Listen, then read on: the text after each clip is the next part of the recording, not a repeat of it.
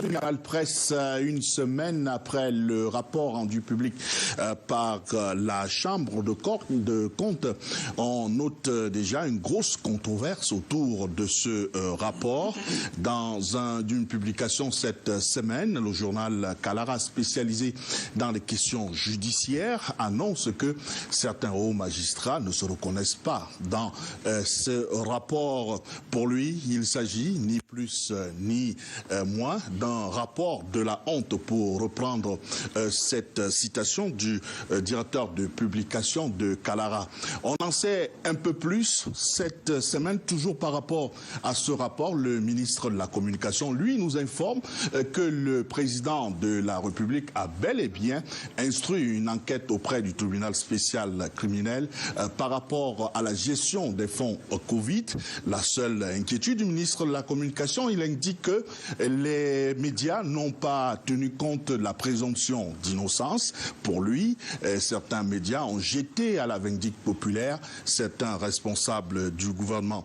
De quoi s'agit-il exactement? Pourquoi tant de controverses autour de ce rapport, alors que la Chambre de comptes, elle, annonce la publication imminente de son rapport qui portera sur environ 300 pages. On en parle également au cours de ce débat sur Canal Presse également. Ce sera bien sûr la situation au Mali, où on a vu cette semaine le Premier ministre et le président du comité de transition ramenés au camp pour avoir leur démission quelques heures plus tard. Et du coup, la France a réagi en disant que cette façon de faire était inacceptable, alors qu'on se souvient du côté du Tchad, où le président Idriss Déby était décédé. On nous avait annoncé que le président de l'Assemblée, de ce côté, avait décliné l'offre. Eh bien, c'était un comité de transition qui avait été mis sur pied, qui avait été cautionné par la France. Quelle est la différence entre ce qui se passe au Mali et au Tchad? On parle aujourd'hui dans Canal Presse. Bienvenue à toutes et à tous.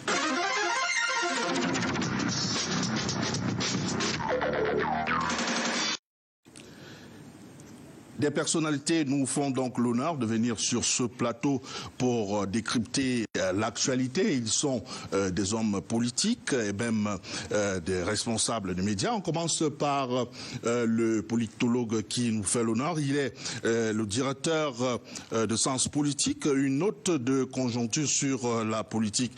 Il s'agit d'un produit qui est nouvellement mis sur le marché. Docteur Pienka, bonjour, bienvenue. Bonjour Bouba, merci de me convier à cette émission, une émission spéciale que je dédie à toutes les mères du Cameroun, ces mamans qui ont la charge de produire les éléments, je dirais les produits que nous sommes, je pense particulièrement à la mienne, qui chaque matin passait le temps à nous réveiller et elle a permis qu'on se retrouve aujourd'hui. Canal 2, c'est quelque chose de très important. Maintenant, le projet dont vous faites allusion, il existe depuis... Octobre 2009 Non, octobre 2019. On a passé ce produit. Il permet un peu de jeter un peu un regard sur les politiques publiques au Cameroun, la gouvernance. En réalité, Sens Politique, c'est un instrument, un outil d'aide à la décision que nous mettons à la disposition des acteurs politiques et des décideurs, quelle que soit la situation partisane qui est la leur. C'est un document qui se veut le plus indépendant possible. Merci de m'avoir confié.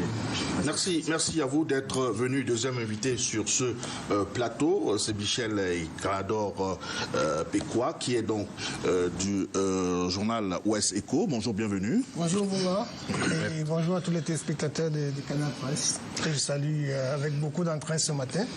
Je voudrais embrayer comme Pierre en disant à toutes les femmes que je connais, bonne fête, parce que c'est aujourd'hui le seul jour leur est consacré. Je pense notamment à mon épouse, qui est en train de nous suivre en ce moment. Je lui dis bonne fête des mères à elle et à toutes les autres femmes que je connais.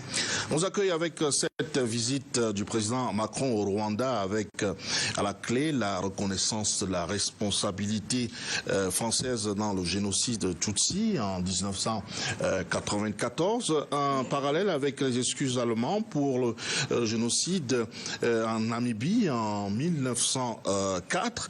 L'Allemagne avait donc accepté de payer une prime, on le rappelle, de 1 milliard d'euros d'indemnité.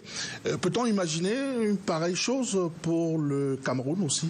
On peut se mettre à rêver, hein, parce que, vous savez, en fonction de ceux qui gèrent la politique française, il y a une évolution possible.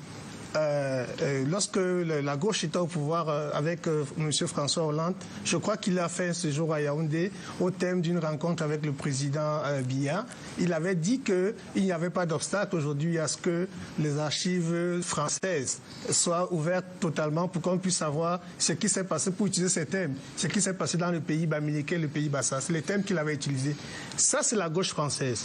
Maintenant, la droite française est dans le déni. Il y a notamment M. François Fillon, qui est également passé au Cameroun, et qui avait estimé que c'était un détail de la colonisation. Donc, en fonction de ce qui se passe, le rapport de force doit être mis en place pour obtenir éventuellement ces reconnaissances au niveau du Cameroun. Je constate que ce rapport de force a été bien mis en place au niveau du Rwanda, parce que M. Macron n'est pas allé faire du tourisme à Kigali. Il y a bien une démarche qui a été faite auparavant, notamment l'Assemblée nationale française qui a ouvert une commission d'enquête interne et qui a dégagé les responsabilités du gouvernement français de l'époque de M. François Mitterrand. Et puis par la suite, on a bien vu que M. Kagame a été reçu en France et qu'il a fait l'effort de s'exprimer exclusivement en anglais.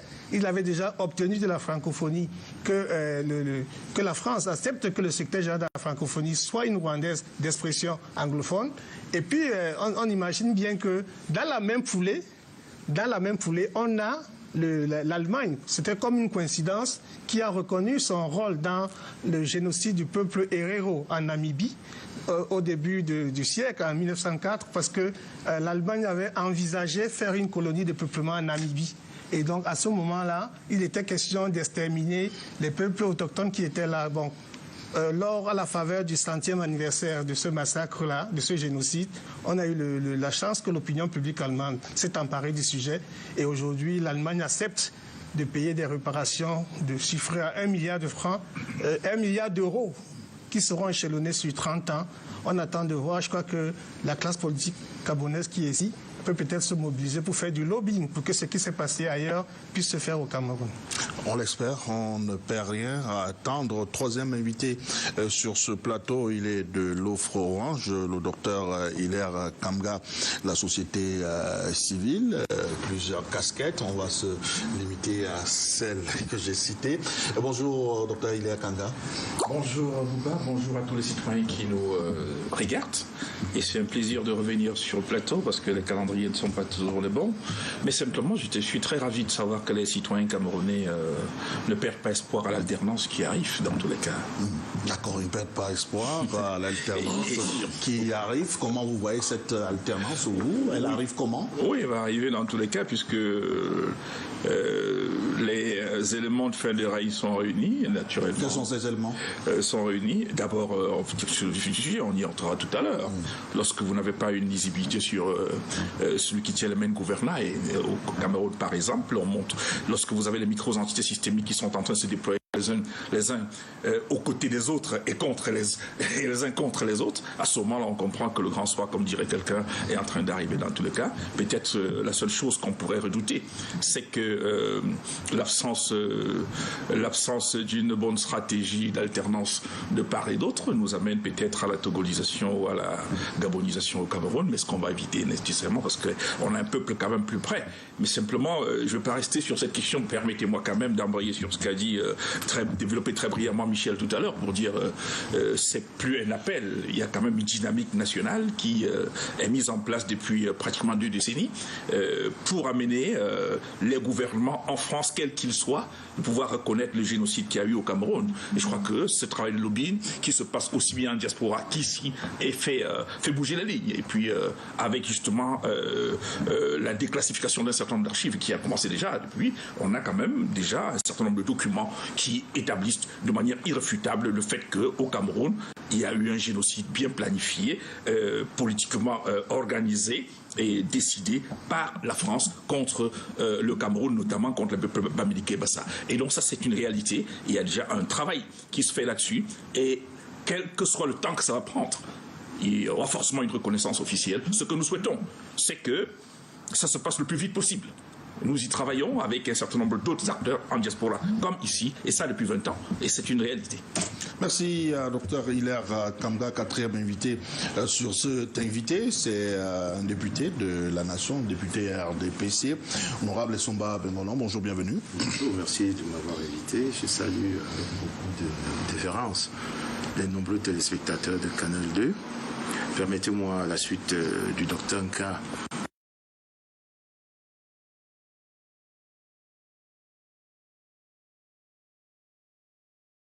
de dire un salut particulier à toutes les mères du Cameroun, les moins jeunes et les plus jeunes, et de confier à la miséricorde divine les âmes de toutes les mères défuntes, en particulier ma belle-mère qui nous a quittés il y a 1 an. Je suis très heureux d'être avec vous. Je salue, je lis souvent ces papiers. C'est la première fois que nous nous retrouvons ici. Il est quand même, c'est connu. Et j'espère qu'il va changer de discours parce qu'il a commencé comme la dernière fois. Il ne faut pas qu'on tombe dans ce discours-là. Je salue mon jeune frère du PCRN. Voilà. Donc, je suis très heureux d'être avec vous à nouveau. Merci. Alors, on vous accueille avec une note du sport. Les responsables de la Confédération africaine de football, en compagnie des responsables de la FIFA, étaient dans nos murs pendant une semaine pour voir les infrastructures dédiées à la prochaine Coupe d'Afrique des Nations, et même sont allés plus loin, visiter des infrastructures hôtelières également. Insatisfaits après cette visite des responsables de la Confédération africaine de football qui ont annoncé qu'ils étaient impressionnés par la qualité des infrastructures sportives. C'est heureusement que c'est les responsables, comme vous dites, ce sont ces responsables qui affirment leur satisfaction. Ça rassure tout le monde également, parce qu'à un moment donné, il nous avait semblé que les difficultés, le chantier allaient prendre le dessus sur la raison des réalisations. Dieu merci. L'ambition à la hauteur, les réalisations sont à la hauteur des ambitions que nous avons tous nourries par rapport à ces stades, à ces infrastructures. Nous sommes également heureux de savoir que la satisfaction ne porte pas seulement sur les infrastructures sportives, qu'elle porte également sur la capacité d'accueil d'un certain nombre de villes qui ont été choisies pour accueillir cet important événement qui est important pour la jeunesse africaine et qui obstination, avec passion, de jour comme de nuit, sous le soleil et sous la pluie, les ouvriers, les chefs de chantier, les ingénieurs, les responsables politiques, les responsables administratifs, les responsables techniques, ceux de la CAF et ceux du Cameroun, qui n'ont pas ménagé d'efforts pour encourager les uns et les autres à ces réalisations. Merci à vous, le du PCRN, le parti de Cabral également, deuxième adjoint au maire, du côté des DA. Les DA premiers, c'est ça. DA premiers. Maître, parce qu'il est avocat au barreau du Cameroun, de lundi à vendredi. Maître, bonjour. Je vous vois venir. Je vous vois venir. Maître, bonjour, bienvenue. Bonjour, merci. Merci de m'avoir invité. Je n'ai fait aucune insinuation. Hein. J'ai juste donné vos casquettes, multiples casquettes. Vous êtes avocat au barreau du Cameroun, effectivement, et vous êtes du PCRN. Merci et bienvenue. Merci beaucoup, M. Boubango. Merci à vous. Cette semaine, on a lu sur la toile une information Cabral Libye qui, entre guillemets, aurait gagné des marchés, on ne sait pas, régulière ou irrégulière, dans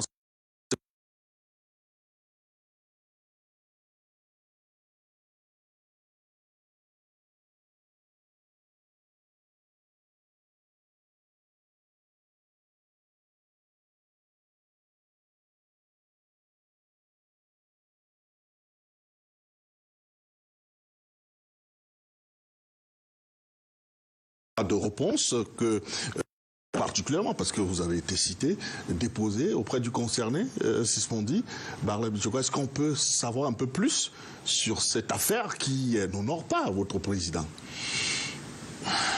Merci, M. Boubangomna. Permettez-moi de sacrifier tout d'abord au rituel qui est de souhaiter une bonne fête à toutes les femmes, à celles qui ont procréé et à celles qui n'ont pas procréé.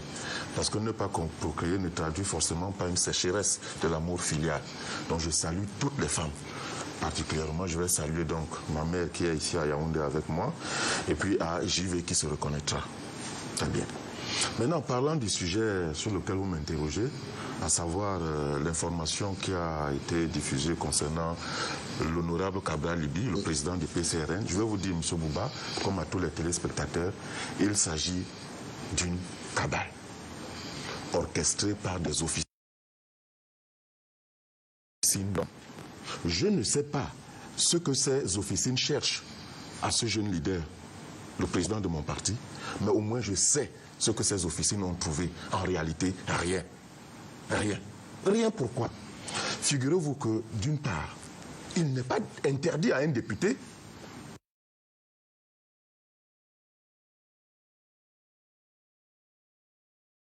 de gagner des marchés publics et de les exécuter.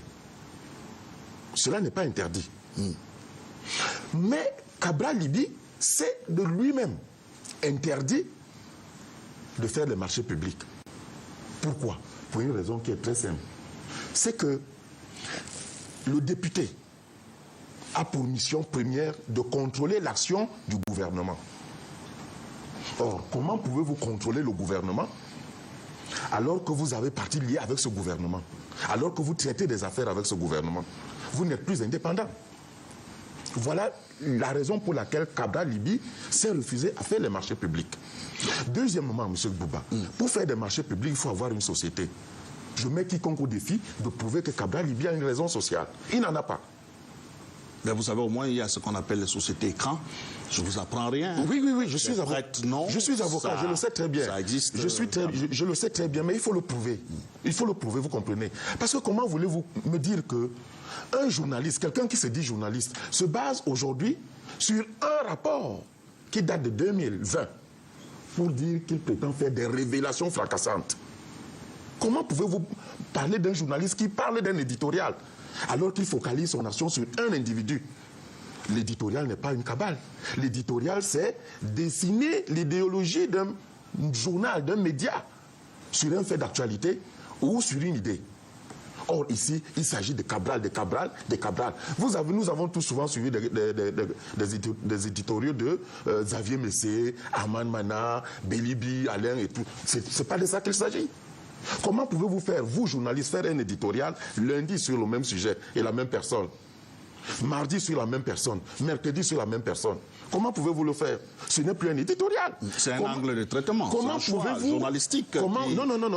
Sur le plan journalistique, on peut quand même discuter peut-être de cela. D'accord, vous dites bien qu'on peut discuter. Moi, je sais de quoi il s'agit. C'est pas pour défendre, bien sûr, Sismondi Barleb Djoka, mais il peut choisir un angle de traitement sur lequel il peut s'appuyer pour fonder son éditorial. D'accord. Mais maintenant, si la forme de l'éditorial peut être discutable. Voilà, c'est de ça qu'il s'agit effectivement. Alors, si vous parlez donc du journaliste et du traitement de l'information, vous devez donc être d'accord avec nous que ce même journaliste qui a été formé, je suppose qu'il est bien formé. Je le confirme. Permettez. C'est un confrère. D'accord. Je comprends très bien, je comprends. Comment se fait-il qu'on ait un journaliste bien formé? C'est-à-dire qu'il connaît la loi de 90, notamment la loi numéro 90/052 du 19 décembre 1990 sur la communication sociale au Cameroun. Ne sait pas qu'il est obligé, c'est une obligation légale, de diffuser le droit de réponse. Comment ne sait-il pas que le journaliste que vous encensez, comment peut-il ignorer que le droit de réponse est passible de peine pénale? Comment ne le sait-il pas? Alors cette fois-ci, nous avons décidé que trop, c'est trop. Cabral Libby, tout d'abord, on a dit qu'il avait des immeubles à Bastos, qu'il avait 2 ML. On a dit que Cabral Libby était en train d'être reçu au cabinet civil de la présidence de la République. Ça, c'était pendant les élections présidentielles, alors qu'il était en plein meeting à Garoua. Nous n'avons rien fait. Cabral n'a jamais saisi la justice. Aujourd'hui, nous avons donc décidé de faire des choses en règle. Nous allons saisir le Conseil supérieur de la communication. Nous avons déposé un droit de réponse qui n'a pas été publié. Mais surtout, nous avons saisi la justice pour délit de presse. Vous allez donc, votre confrère qui est très bien formé, nous lui offrons donc une tribune. Mais je termine peut-être en vous disant que ce même journaliste, son éditorial, il dit qu'il n'a pas dormi et qu'il est resté lire les documents officiels du ministère de la Santé publique jusqu'à 3 heures du matin et qu'il les a en main. Il nous en partage le contenu, mais nulle part ne figure là-dedans. Nulle part. Et d'ailleurs, lui-même vous dit, dans le même édito, qu'il ne sait pas s'il s'agit de marchés fictifs ou de marchés de gré à gré ou de marchés qui ont respecté les règles de l'appel d'offres. L'appel d'offres. Comment peut-il donc avoir des documents en main et ne pas savoir de quoi il s'agit? Vous comprenez donc que nous sommes là face à Cabral. Quelqu'un qui s'est toujours présenté comme un modèle. Figurez-vous, Cabral a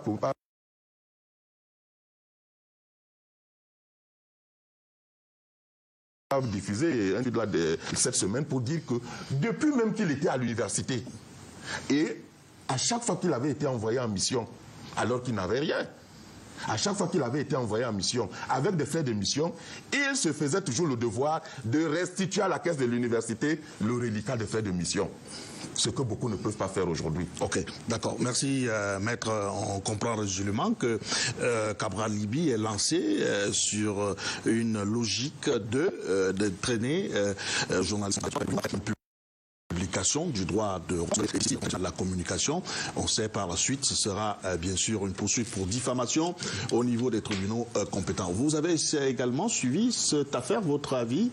J'ai suivi cette affaire, mais lorsque Maître cite les lois de 90 sur les libertés de la communication sociale, il faut aussi intégrer que ces lois sont intimement liées aux libertés civiles et politiques. C'est-à-dire on ne peut pas dissocier les journalistes et les hommes politiques au Cameroun. Ce qu'il y a lieu de faire aujourd'hui, c'est de se positionner en homme politique. Un homme politique, c'est une tenue aussi.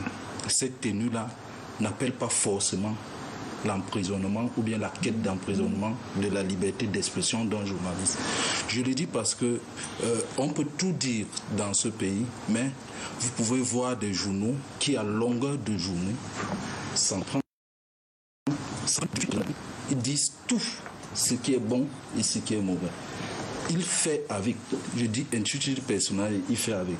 Vous pouvez également voir le journaliste que vous citez, il fait des choses. Il y a d'autres acteurs politiques qui ont été victimes de cette action que vous appelez... Moi, je le dis parce que... Qui ont bastonné ce journaliste? Laissez-moi aller. Je continue à vous dire... Mais dites la vérité. Je suis journaliste. Qui ont bastonné ce journaliste? Je suis aussi... Vous n'avez pas qu'à vous forcer à dire cela. Voilà, je suis aussi... Je suis aussi journaliste. Et je comprends très bien. Si en termes d'homme politique, vous célébrez la bastonnade d'un journaliste, c'est grave. Je ne l'ai pas célébré. Non, je donne les faits. À Mondo Vision, moi je suis là pour... Je donne les faits, monsieur le journaliste. Maître. Mais vous m'étonnez. Je donne les faits. Et vous me dites que je célèbre. Maître, vous avez parlé tout à l'heure. Je veux préciser quelque chose. Ah bon, ok, allez-y. De manière claire, oui. Il y a une relation entre les hommes politiques et les journalistes dits politiques. On est d'accord. Et il y a des règles de jeu qui règne entre eux. Oui. De manière classique. En fait, si M. Cabral, si honorable Cabral, comme moi... Qui autorise la diffamation? Vous laissez terminer, maître. Si honorable Cabral... Il n'a pas dit ça. Si honorable Cabral... Il n'a pas dit ça. Si honorable Cabral, avec qui j'ai discuté, oui. Après tout ça... Ici, c'est moi son porte-parole, c'est pas vous. Oui, vous n'êtes pas. Pourquoi vous voulez donc me couper? Laissez-moi échanger. Non. Cette manière de faire, si vous, en tant que conseil de honorable Cabral, vous envoyez à tous les coups devant la justice lorsqu'on dit quelque chose sur lui et qu'il ne reconnaît pas, ça ne vaut pas la peine. Parce que vous allez beau dire qu'il a été accusé d'avoir pris ceci, pris cela. Ça, c'est le jeu politique, ce sont les ragots. Si le chef Si le chef politique, c'est-à-dire si le maître, s'il est maître du silence, de la parole, il peut aussi être maître du silence à certains moments. Or, il sort sur sa plateforme YouTube. Vous les avocats, vous revenez après et vous engagez. Or, il y a le Conseil national de la communication qui peut sanctionner ce journaliste, peut-être pour une énième fois, mais dire qu'on va bâillonner les journalistes, ce n'est pas un bon présage pour l'acteur politique. La trajectoire de M. Cabral est longue, elle est ouverte. Et Cabral connaît, je termine par là, lorsque vous dites que c'est un cabal, Cabral connaît le fonctionnement des journalistes politiques au Cameroun. Ils peuvent engager des séries pour faire, entre guillemets, ce qu'on appelle dans notre environnement la talakou. Ça existe. Oui, et il y a aussi de l'autre côté les kilaves. Et ça, c'est notre presse. Cette presse-là, les hommes politiques doivent nous aider. Et peut-être vous le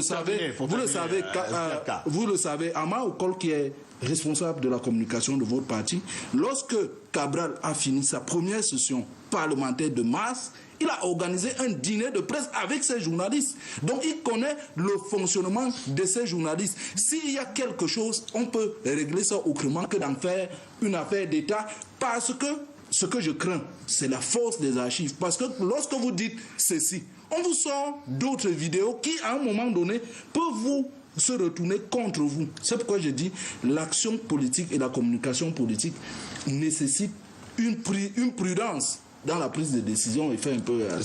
D'accord, à titre exceptionnel, allez-y, c'est pas le débat. Je suis d'accord avec vous, monsieur le journaliste. Merci. Et je comprends que vous défendiez votre chef. Je ne défends pas le... Mais je suis d'accord avec vous aussi, rassurez-moi que vous ne défendez pas ceux qui diffusent des ragots. Parce que vous avez prononcé le mot ragot. Je suis un très bon journaliste. En 10 ans, 11 ans, je n'ai jamais fait. Je le sais, je vous suis généralement, je le sais. C'est pour ça que je m'étonne. Voilà. Vous deviez plutôt militer pour que de votre corporation soit extirpés les bébés galeuses. Et quand vous dites que Cabral Libi devait régler ce problème en interne, comment régler le problème en interne lorsqu'on vous demande de proposer au public un droit de réponse et que vous refusiez? De quelle façon Cabral aurait-il encore pu procéder? Et puis je termine par là. Vous êtes d'accord avec moi? Je vous ai... Voilà. Alors, je termine par là. Je vous ai dit que depuis que Cabral Libi est entré dans l'arène politique, c'est la toute première fois qu'il engage des procédures contre un journaliste. Parce que figurez-vous aussi, nous ne parlons pas du Plex ou de ML cette fois-ci. Nous parlons quand même des faits d'une extrême gravité. Cabral Libi ne voudrait pas traîner quand même un soupçon qui pèse sur sa tête comme une épée de Damoclès. Il s'agit des faits qui accusent des gens qui sont supposés avoir détourné d'énormes sommes. Il s'agit des vies des populations. Le sujet, d'ailleurs, le sujet je vous rappelle que tous les acteurs politiques, vous avez parlé du président Biya, je suis avocat, je peux vous le dire, sur la base de la même loi de 90, j'ai suivi des procès. J'ai défendu Pius Djawé, puis Séverin Tchouke et leurs médias contre le président de la République qui les poursuivait pour des délits de presse. D'accord, on les délits donc vous ne pouvez pas dire que si Cabral Libi engage une action aujourd'hui, ça veut dire que l'avocat que je suis ou le conseil que je suis, je l'encourage à systématiquement. Non, c'est pas de ça qu'il s'agit. D'accord, merci. Je suis content que nous soyons merci, maître. On va revenir peut-être sur ce sujet quand on parlera de ce scandale sur Covid Gate. Mais je vous propose de marquer une pause avec cette contagion au ralenti justement de la Covid. Le Cameroun qui semble tenir le bon bout face à la Covid-19. Seulement 1226 nouveaux cas enregistrés en l'espace d'une semaine en date du 19 mai 2021. Alors qu'il y a encore peu, la maladie faisait plus de 3000 victimes en 7 jours. Contagion et au ralenti, même s'ils sont encore nombreux, ces patients qui succombent au Covid-19, 40 au total, ont donc perdu la vie entre le 12 et le 19 mai dernier. Je vous propose ce reportage qui porte la griffe de Karel Mesatiatu.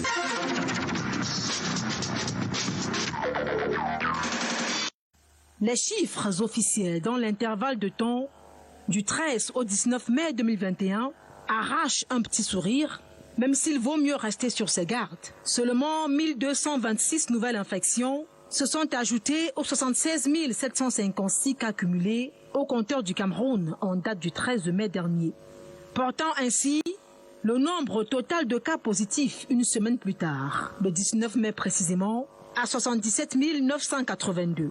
La maladie continue à faire des victimes, même si le rythme de contamination est plutôt lent, quand on sait qu'il y a encore peu, pas moins de 3000 Camerounais tombaient dans les filets du coronavirus en un court laps de temps. Une baisse considérable observée depuis quelques semaines au regard des diagnostics. Confirmation faite par les autorités sanitaires. Le pays est parti d'un pic de 24% du taux de positivité il y a quelques mois à 7 voire 8% aujourd'hui. 151 malades hospitalisés avec 41 cas en date du 19 mai. Pourtant, 7 jours, 232 patients étaient internés pour des soins appropriés. Parmi eux, 61 placés sous assistance respiratoire. Actuellement, sur l'ensemble du triangle national, juste 35 malades sont cloués sur des lits d'hospitalisation. C'est de bon augure pour le Cameroun, qui digère mal la perte de 40 victimes de coronavirus du 13 au 19 mai dernier. 16 dans la région du sud-ouest, 13 au centre, 7 dans le littoral, 2 à l'ouest, 1 à l'est et au sud. Pendant que la courbe épidémiologique baisse considérablement, il y en a qui perdent le combat face à ce tueur sans pitié. Le gouvernement insiste sur le respect des gestes barrières et une adhésion massive au vaccin. Cette mesure anti-Covid-19 a d'ailleurs contribué à freiner les élans de la propagation du coronavirus du point de vue des autorités, raison pour laquelle elle compte mettre en place des stratégies d'accélération de la vaccination en vue d'atteindre 5000 vaccinés par jour. En rappel, la liste de personnes qui ont reçu le vaccin affiche 62 000 en date du 25 mai 2021.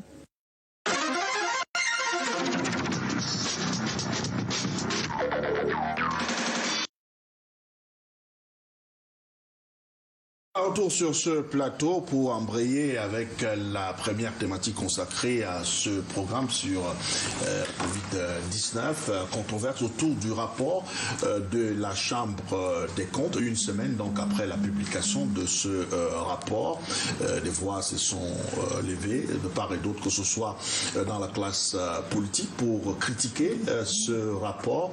On a appris également cette semaine à travers le journal spécialisé sur les questions judiciaires, Kalara, que certains hauts magistrats de la Chambre des comptes ne se reconnaissent pas par rapport à certains aspects de ce rapport. Alors, je pose la question, d'abord, je commence par vous, Michel. Une semaine après, on a suivi beaucoup de remous après la fuite, parce qu'il ne s'agit pas d'une publication, c'est un rapport qui a fuité. Et après cette fuite, d'aucuns ont très tôt livré à la vindicte populaire certaines personnes indexées dans ce rapport. La question que je pose, qui avait intérêt à faire fuiter ce rapport et pourquoi? Qui avait intérêt à faire fuiter ce rapport? Je pense qu'il n'y a pas de crime parfait. Hein. Généralement, quand il y a un crime, on cherche à qui profite le crime et s'oriente les pistes. Parce qu'on ne fera croire à personne, compte tenu de l'environnement des managers au Cameroun, qu'il n'y a pas eu certainement de délit de détournement. On voit déjà un exemple sur ce débat avec les marchés publics qui auraient été faits ou n'est pas fait. Donc il y a certainement des conclusions qui sont avérées dans cette affaire. Maintenant, qui a intérêt à ce que l'enquête soit bouclée ou bien que le tribunal de l'opinion s'empare d'une affaire qui devait rester dans le cadre judiciaire? Évidemment, c'est de ce côté qu'il faut chercher les responsabilités.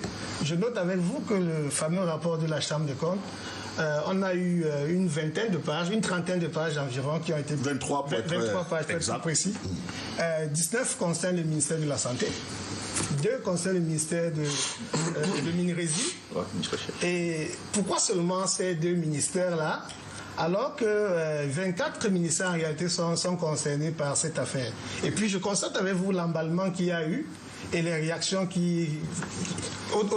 ce rapport qui n'était qu'un rapport d'étape en réalité. Vous savez, vous avez annoncé d'ailleurs que la Chambre de comptes de la Cour suprême va rendre public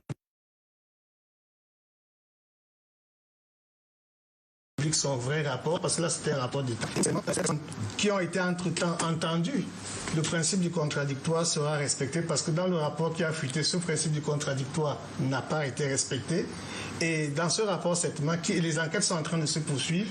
Je note pour ce qui concerne par exemple le Minresi, que certains responsables qui ont été directement concernés par la gestion, le professeur et sa mère, quel était mardi le 2 juin. Le directeur. Donc vous comprenez donc qu'il y a eu la musique on a dansé plus vite que la musique en jetant en pâture certains responsables de la République. Donc nous ne sommes pas ici en train de faire le procès, mais on se rend compte que beaucoup de gens ont voulu se saisir de faire un procès de l'opinion avant que les instances judiciaires les prouvent. Et à tête chercheuse, on peut commencer à voir d'où peuvent partir les différentes,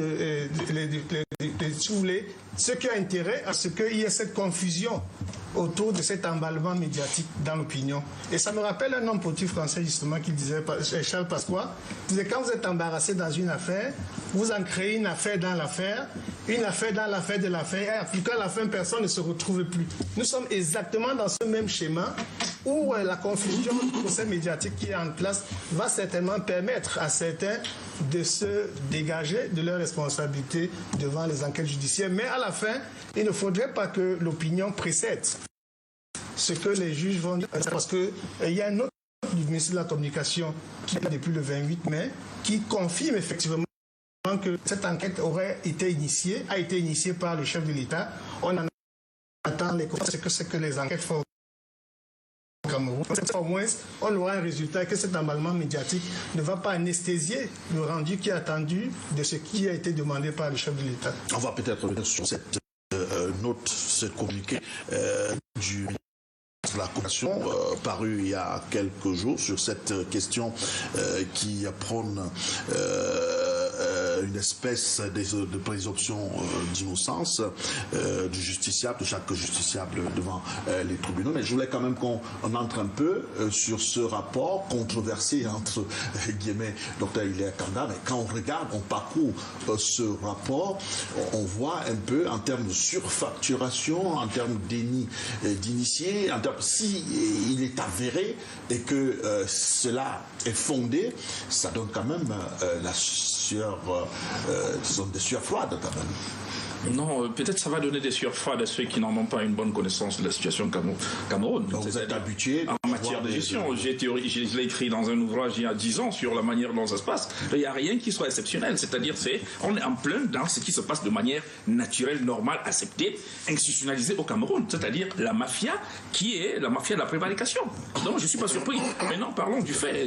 On peut maintenant épiloguer sur ce petit événement dans l'événement général qu'il y a, parce qu'on ne gouverne que comme ça au Cameroun.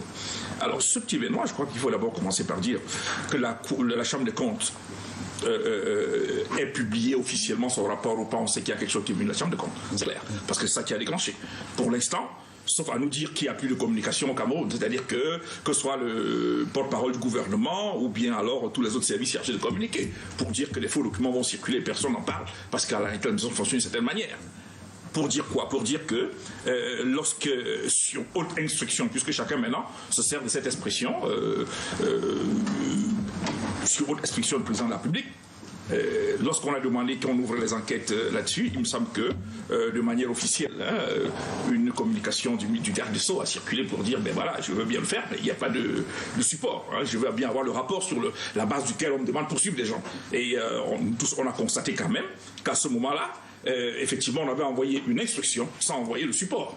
Ça veut dire qu'un support existe. Le consupé ou créé par le ministre ou quelque procureur que ce soit, c'est la Chambre des comptes qui en avait mission de le faire. Donc du coup, il est clair aujourd'hui, il est établi, il est fondé de dire qu'un rapport d'État de 23 pages ou pas existe. C'est-à-dire un rapport de la Chambre des comptes existe. Est-ce qu'il est seulement de 23 pages? Est-ce qu'il est de 50 pages? Ou est-ce que les gens n'ont rendu public dans les réseaux ou alors dans le landerneau politique camerounais que la partie qui voulait rendre public? Ça, j'en sais rien. Toujours est-il que la Chambre de comptes a envoyé un rapport d'État qui a servi de base au SGPR pour demander au ministre de la Justice d'engager la poursuite. Ça, c'est un fait. Mais non, l'autre question centrale, c'est de dire pourquoi est-ce que c'est les deux ministères? Parce que c'est la question qui sont indexées. Lorsque, tout à l'heure, on a évoqué les 23 pages. Non, pas les 23 pages. L'ensemble des administrations. Il y a 24 ministères 24, oui, qui étaient destinataires des fonds. Alors, il faut quand même noter qu'au-delà de ces destinataires, il y a quand même deux destinataires clés. C'est-à-dire qui étaient au cœur de la pandémie. Il s'agit d'une question de santé. Donc, je peux bien aussi comprendre que ce soit que les deux d'abord. C'est-à-dire les lignes 971 et 973, tel qu'on a dit pour rester dans leur jargon, par rapport aux documents de projet qui avaient été présentés. On peut dire, OK, c'est ceux-là qu'on regarde d'abord, c'est-à-dire ceux qui devaient fournir, régler la question de renforcement de nos capacités sanitaires et de renforcement de notre capacité en innovation et en recherche. D'abord, ça peut se justifier, ça, c'est pas le débat. Le problème, c'est comment, même par décence, on a pensé qu'autant d'argent était mis à disposition et qu'on pouvait, sur le dos de ces personnes qui meurent tous les jours, dilapider de cette manière. Quand je regarde, par exemple, comme vous venez de le dire, ça ne me surprend pas, mais je croyais quand même que le regard des autres et le regard de l'opinion, parce que justement tout le monde était focalisé sur cette pandémie, devrait amener un certain nombre de fonctionnaires camerounais à avoir un peu plus de retenue quant à la capacité à dilapider les fonds publics. Quand vous avez 500 millions pour refaire Orca, par exemple, pour renforcer les capacités d'Orca, ça nous pose quand même quelques petits soucis. De savoir que, bon, en fait, c'est pas un bâtiment nouveau qu'on a construit là-bas, encore moins des équipements. Ça pose quand même un certain nombre de problèmes. Pour la décence publique, simplement. Oui, parce que le bâtiment lui-même, peut-être, n'a pas coûté, tout le bâtiment d'Orca, qui était un supermarché, n'a pas coûté autant à la réalité. Mais on vous dit, 500 millions ont été dilapidés. On n'en est pas encore là, mais il me semble que, même par l'essence, au lieu de nous expliquer un certain nombre de choses, au regard de la gravité de la situation, Monsieur Malachi, que j'ai beaucoup apprécié en son temps, aurait pu, à défaut de nous dire quelque chose là-dessus, dire que bon, je mets quand même à la disposition de la justice. Parce qu'il pouvait quand même nous dire par l'essence, parce que c'est quand même assez grossier. Il ne peut pas continuer comme ça à avancer, alors qu'il y a des soupçons aussi graves qui pèsent sur lui, parce que du coup il n'est plus crédible. Pourtant c'est quelqu'un que nous avons soutenu. Sur le cas comme on dit, des vaccins et consorts, c'est quand même grossier qu'on sache que c'est le Sénamé qui paye et puis qu'on se retrouve dans un micmac compliqué à dire que c'est l'Institut quelque chose là qui va s'occuper d'aller acheter au lieu de fabriquer ce pourquoi on avait mis en place. Donc ça veut dire que c'est quand même grossier ce qu'on est en train de voir, mais ça ne me surprend pas, on est en pleine mafia et c'est comme ça que ça fonctionne à la réalité. Mais j'aurais voulu que je suive par là. Il me semble que ça aurait pu être plus simple pour les Camerounais, si on veut rendre service aux Camerounais par rapport à leur argent, puisque de toutes les façons, quelle que soit l'origine de ces fonds-là, et je parle là devant un expert en finance d'abord, avant d'être ce qu'il est aujourd'hui, honorable et autres au cours il est d'abord quelqu'un qui manipule, qui comprend de quoi je parle. Ça aurait été plus simple, et je suis une piste que je donne. Qu'on essaye quand même, à défaut de mettre en application l'article 66 qui est au cœur de l'affaire, on ouvre une petite enquête, juste une petite comme ça là, sur quelques directeurs de ces différents ministères concernés, pour voir un peu, quand on a fini l'enquête en quelques 48 heures là, on est situé s'il y a eu détournement ou pas. Une petite enquête sur ce qu'ils ont. Et sur les investissements sur les 2 dernières années, on aura toutes les réponses. Ok, d'accord. Donc vous suggérez que l'article 66 soit appliqué sur la déclaration des biens pour voir un peu clair par rapport à cette affaire, si oui ou non, certaines personnes se sont amusées à gérer ou à toucher la chose publique. Mais moi je voulais quand même relancer l'honorable Souba Begono sur la crédibilité et même sur l'objectivité, même la neutralité d'un tel rapport, quand on a mentionné, après la peine de mentionner dans ce rapport que le principe contradictoire n'a pas été respecté. Quel crédit peut-on donner à un rapport qui reconnaît que nous avons constaté des fautes de gestion, nous avons constaté ci et ça, mais nous n'avons pas pris la peine d'interroger la personne mise en cause. Merci de votre question. Je vais essayer de répondre franchement en vous disant que vous avez vous-même situé le cadre de la discussion qu'on a sur ce document. D'abord, il a fuité. dans le jargon, techniquement, en réalité, techniquement, on peut dire que cette note qui a circulé, qui n'est pas un rapport, qui a circulé, est une note sur des observations préliminaires. Quand un auditeur arrive quelque part, il observe un certain nombre de choses. Il peut les garder pour lui, mais il peut estimer que ce que j'ai vu mérite que celui qui m'a mis en mission soit informé. Tout à fait. Il fait donc une note de synthèse, une note circonstanciée, une note d'étape, appelez ça comme vous voulez, mais une note d'information qui est destinée prioritairement à celui qui l'a commis dans cette tâche.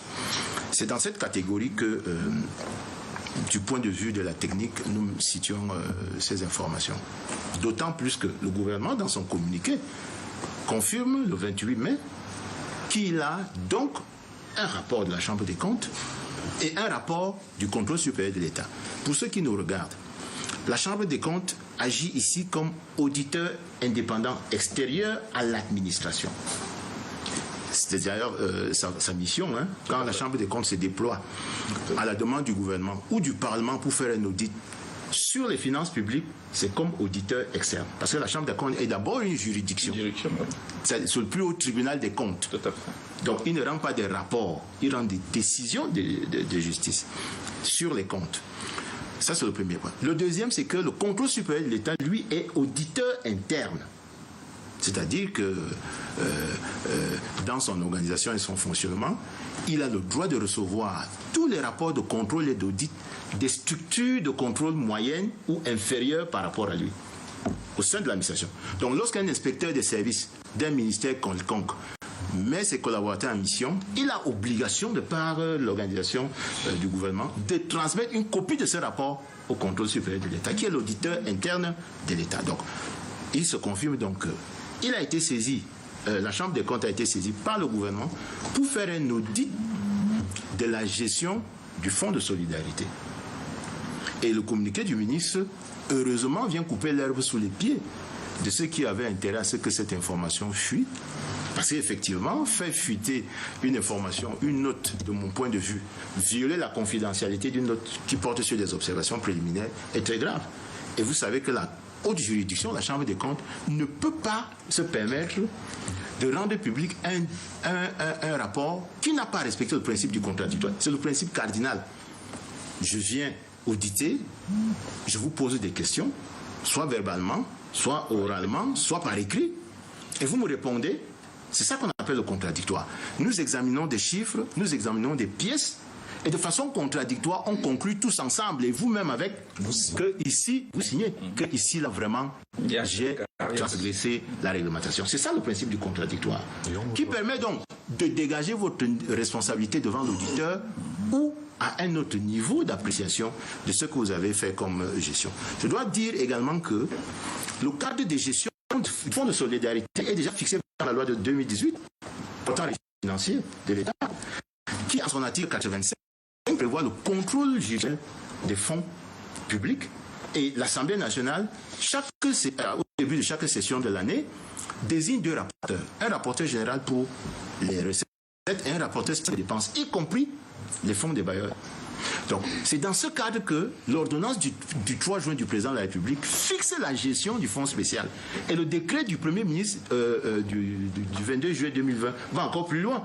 Parce que ce décret, en son article 5, dit très bien que chaque ministre doit produire périodiquement un rapport qu'il adresse au ministre des Finances pour que celui-ci consolide ce fameux rapport de gestion consolidé des fonds tous les 6 mois. Donc, tous les ministres qui ont reçu, tous les chefs de département ministériel qui ont reçu les fonds de solidarité devaient rendre compte mensuellement. C'est donc, de mon point de vue, et là je parle comme un technicien, c'est une sorte d'alarme de sûreté. Parce que ça fonctionne comment? Si vous n'envoyez pas les notes de compte rendu de gestion au ministre des Finances, il vous envoie plus l'argent. Et le fait que le ministre des Finances signale au Premier ministre ou au Président de la République que les fonds que j'alloue, je n'ai pas le retour en termes de compte rendu, peut déclencher ce dont on parle. Et le même article dit que non seulement le ministre des Finances présente cette note, ce compte rendu consolidé, mais la Chambre des comptes sera saisie pour faire un audit dont les résultats seront déposés au Parlement. Ça veut dire quoi? Ça veut dire que pour la prochaine session qui commence le 8 là, puisque le gouvernement confirme qu'il a déjà le rapport de la Chambre des comptes, celui de la Chambre des comptes, puisque le Premier ministre le dit, c'est le gouvernement qui a commandé cet audit, va l'adresser au Parlement pour qu'il l'examine aussi. Parce qu'en fait, en fin de compte, c'est le Parlement qui contrôle l'action du gouvernement. Article 14, alinéa 2 de la Constitution. Les parlementaires, monsieur le maire, eux ne participent qu'au contrôle. Mais c'est le Parlement qui contrôle. Donc, je conclue en disant que c'est dommage qu'on ait violé la confidentialité de l'audit.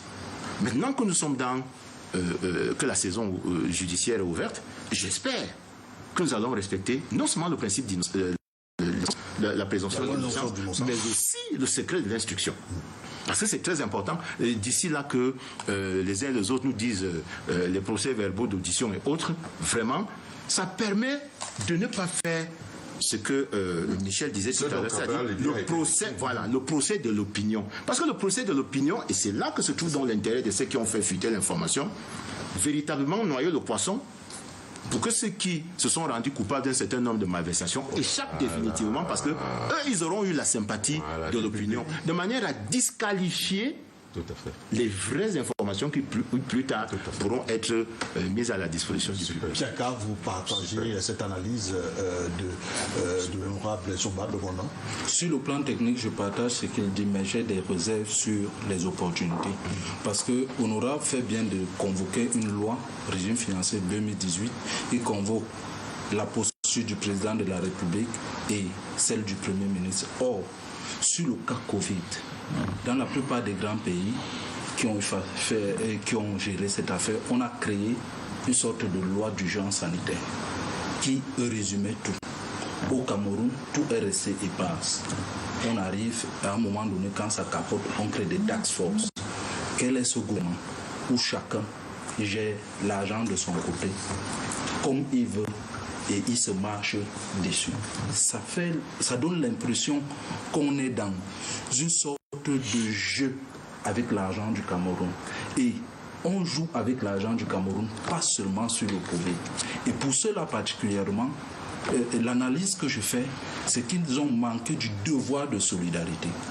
Devoir de solidarité imposait une gestion saine. Même ce rapport, on ne devait même pas arriver à ce niveau. Qu'on dise qu'il y a eu... Pourquoi? Parce qu'on est face à une maladie dangereuse qui tue plus que les autres maladies qui ont existé jusqu'ici. Donc ils ont manqué également sur le plan juridique, on peut appeler ça de non-assistance à personne en danger. Parce que lorsqu'on finit Covid aujourd'hui, on nous dit qu'on a dépensé de l'argent au ministère de la Santé. Où est l'hôpital construit avec les fonds Covid? Je pense qu'on a vu la Chine qui faisait face à cette affaire. Première chose, en 2-3 mouvements, on a sorti un hôpital spécifiquement dédié à cela. Si quelqu'un a l'hôpital, comme qui est... Il y a cette absence d'infrastructure qui montre la façon dont on gère nos ressources publiques. Aujourd'hui, on en parle parce qu'il faut le dire de vive voix. On en parle parce que le FMI est devant nous. Si c'est le FMI et qu'on était dans les négociations d'autres risques pour limiter certains risques budgétaires, on n'en serait pas là. On n'en parlerait même pas. Quand le citoyen, moi je suis contre ceux qui pensent qu'on est en train de vouloir noyer.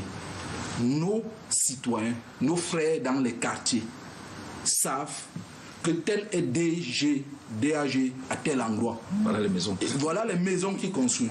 On sait ça dans nos quartiers. Moi, quand j'étais jeune, je connais les maisons construites par des cadres du ministère de la Santé autour du lycée de Toukébé. On sait ça. Donc, maintenant, quand on parle comme ça, il y a un acteur qui manque. C'est le procureur. Moi, je croyais que quand quelque chose arrive comme ça, le procureur doit se saisir de cette affaire. C'est pourquoi je dis même les histoires où ça devient une affaire entre députés et mouvements partisans. Comme moi, j'ai donné mon opinion, là, ça veut dire que je suis opposé à Cabral et tout. Non, c'est une affaire publique. En main, c'est le procureur. Le procureur ne fait pas son travail. à fond sur la question. Peut-être. Mais on peut vous rétorquer qu'il y a une loi qui, pour les détournements de plus de 500 millions de francs, c'est le tribunal criminel de plus de 50 millions. Donc pour moi, c'est le TCS qui est compétent, d'où saisine du TCS dans cette affaire. Oui, je voulais vous expliquer que tout ça, ce sont les chevauchements. On est dans un pays où on crée une structure sans nécessairement corriger toute la chaîne. Et à un moment donné, on se retrouve dans une sorte de vide juridique. Et le vide juridique, là, profite à certains parce que lorsque Honorable dit qu'ils vont contrôler des gens, même le contrôle de l'action du Parlement n'a pas d'effet. Pourquoi? Parce qu'on est dans un régime. Moi, j'ai fait une analyse là-dessus cette semaine. On se rend compte que le Parlement est fragilisé à partir même de son bureau. Il faut renouveler le bureau de l'Assemblée nationale.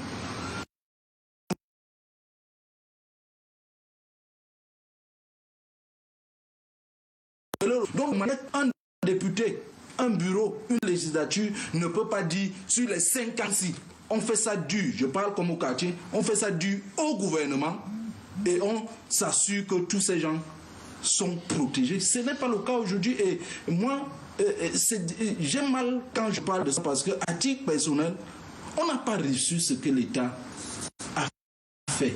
C'est-à-dire on parle des gros montants, on parle de ceci, on parle de cela. L'ordinaire n'a pas reçu cela. Est-ce que le kit, lorsqu'on va à l'hôpital et que vous avez même Covid, moi je connais des gens qui ont eu Covid, ils arrivent, ils trouvent 2 produits sur 4. Et ça c'est un problème. Et lorsque la presse parle de ça, c'est là où la presse est aussi importante. La presse doit jouer son rôle, pas comme le ministre, et je termine par là, permettez-moi. Le ministre de la Communication convoque aujourd'hui la présomption d'innocence. Dans l'opinion, ça sonne faux. Parce qu'il y a des gens en prison pour des supputations, pour des constructions du gouvernement. Monsieur Amadou Vamouke est à sa 67e renvoi. Au renvoi. Mon maître académique, Alain Fogué, est en prison pour des constructions qu'on dit qu'il y a insurrection. Après, on dit garde à vue et tout le monde et tout. Je dis, cette manière de faire renvoi en 1987, lorsque le président de la République publie la première édition de Pour le libéralisme communautaire en janvier 1987, Éric Tindje, qui est journaliste, lui pose la question sur les détournements qu'il se sentait déjà. Le président de la République a dit, où sont les preuves? On va rester dans quel pays où on continue à chercher les preuves alors que des individus gestionnaires de la fortune publique montrent des signes extérieurs de richesse ostentatoire et qui peut gêner la cohésion nationale. Alors, Maître Bébé, quand on regarde cette procédure, il faut le rappeler que d'aucuns ont tout fait d'envoyer à la vindicte populaire des citoyens camerounais, alors que nous sommes à la phase préliminaire des enquêtes au niveau du TCS. Oui, il faut d'abord dire que il faut s'étonner que quel est ce pays où nous avons des tas d'institutions, des tas d'organismes chargés de contrôler l'action du gouvernement et notamment la gestion des ressources publiques et où ils se commettent autant de détournements. Vous avez le procureur, vous avez les commissaires aux comptes, vous avez le consulpé, vous avez la chambre des comptes, vous avez le parlement, vous avez, et il se produit autant de détournements pourtant. Quel est ce pays? Pourquoi?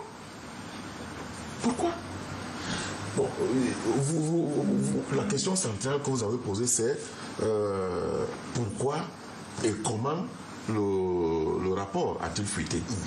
Moi, je voudrais dire que j'ai 3 ou 4 éléments, je vais aller très rapidement. Le premier, c'est que, et peut-être je vais rejoindre dans cela l'honorable Sumba dans sa chute tout à l'heure,